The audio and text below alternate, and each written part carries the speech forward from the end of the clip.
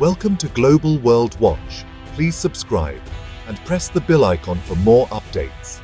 India imposed steep import duties, up to 30%, on Chinese steel to protect its domestic industry.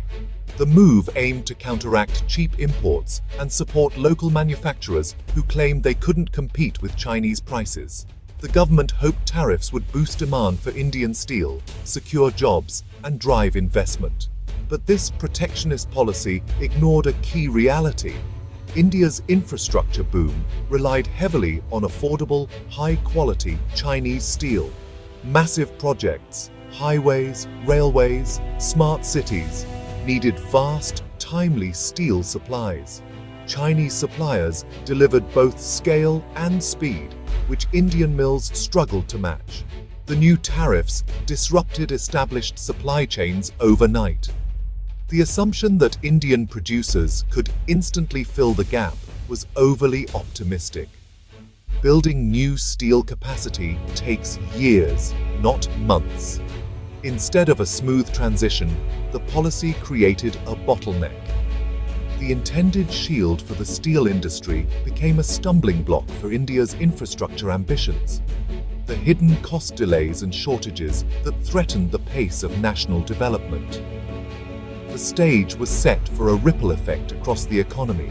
The tariffs' impact was immediate. Steel prices soared, squeezing project budgets.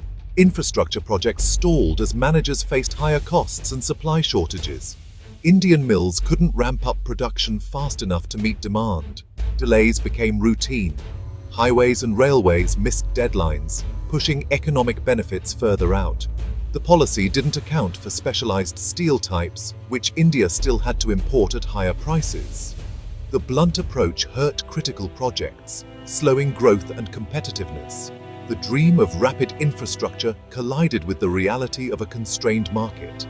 Tariffs meant to help one sector were now hindering another. The lack of nuance in policy design amplified the problem. India's infrastructure push was now at the mercy of a struggling steel supply.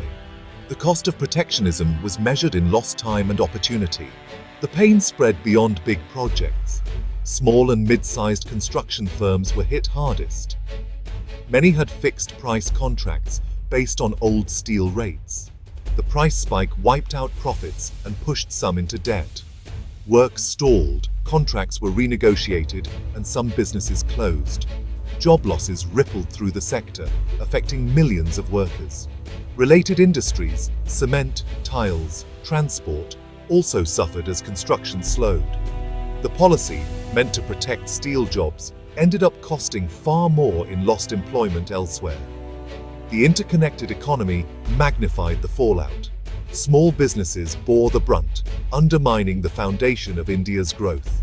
A few large steel producers benefited, but thousands of smaller firms paid the price. The real losers were the workers and entrepreneurs left behind.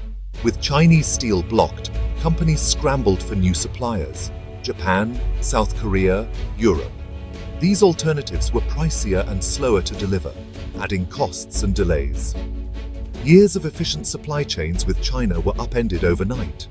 Shipping times increased, project timelines slipped, and uncertainty grew. The tariffs didn't reduce import dependence. They just made steel more expensive. India spent more foreign currency for the same steel, undermining the policy's goals. The country's competitiveness suffered as infrastructure costs rose. The policy failed to boost domestic capacity or cut the import bill. Instead, it exposed a lack of strategic planning. The result: a lose-lose scenario for India's development ambitions. The lesson is clear. Protectionism alone doesn't build a strong industry. Real progress requires investment in modernizing steel plants, boosting efficiency, and producing specialized grades. India must create conditions for its steel sector to compete globally. Cheaper raw materials, better logistics, and access to finance. If Indian steel can match imports on price and quality, tariffs become irrelevant. The true cost of the policy was paid in delayed projects, lost jobs, and wasted time. Instead of shielding the industry, India must empower it to stand on its own.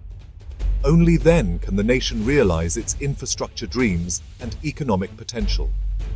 The shield of protectionism must give way to real, competitive strength.